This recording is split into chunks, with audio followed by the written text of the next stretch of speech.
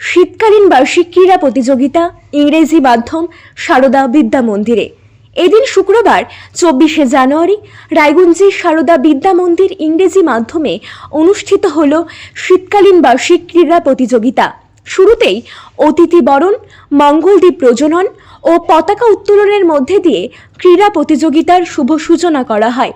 এই বিষয়ে বিদ্যা মন্দিরের প্রিন্সিপাল জানান যে বিদ্যা মন্দিরে যে প্র্যাকটিস হয়ে থাকে দিন কয়েক আগে, সেই ক্রীড়া প্রতিযোগিতার হিট হয়। তারই ফাইনাল ক্রীড়া প্রতিযোগিতা আজ শুক্রবার বিদ্যা মন্দির প্রাঙ্গণে অনুষ্ঠিত হয়। আজকের ক্রীড়া প্রতিযোগিতায় 106টি ইভেন্টে মোট 1200 প্রতিযোগীরা খেলায় অংশগ্রহণ করেন। এছাড়াও মায়েরা ও অভিভাবকরাও খেলায় অংশগ্রহণ করেন। তিনি আরও বলেন, আজ বিদ্যালয় স্তর বা সংকুল লেভেলে এই প্রতিযোগিতা হয়। এরপর প্রান্ত লেভেলের প্রতিযোগিতায় প্রতিযোগীরা অংশগ্রহণ করবেন। প্রতিযোগিতার শেষে প্রথম, দ্বিতীয় ও তৃতীয় স্থানাধিকারীদের বিদ্যালয়ের শিক্ষক শিক্ষিকাগণ তাদের হাতে পুরস্কার তুলে দেন।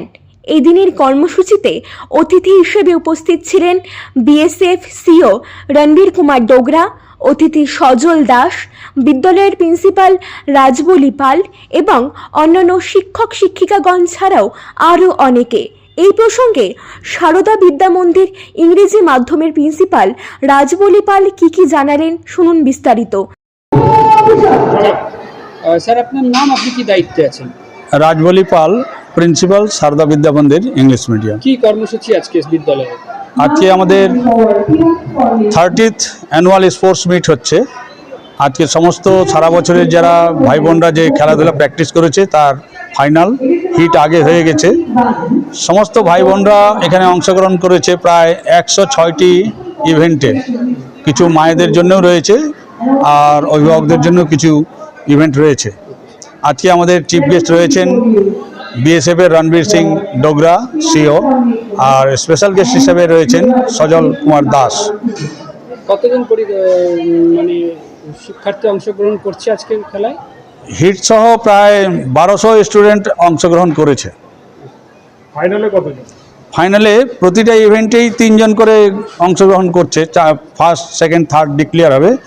আর অ্যাপ্রক্স 300-350 স্টুডেন্ট ফাইনালে উঠেছে। এই যে শীতকালীন বার্ষিক ক্রীড়া মানে কতটা ছাত্রছাত্রীদের অনুপ্রাণিত করে? অবশ্যই স্বামী বিবেকানন্দ বলেছিলেন, sound mind lies in a sound body. তো শরীরই স্বাস্থ্য যদি ঠিক থাকে তাহলে পড়াশোনায় মনোযোগ বৃদ্ধি হয়, খেলাধুলার মাধ্যমে দেশপ্রেম গঠিত হয় এবং তারা দেশের ভবিষ্যৎ নাগরিক তৈরি হবে।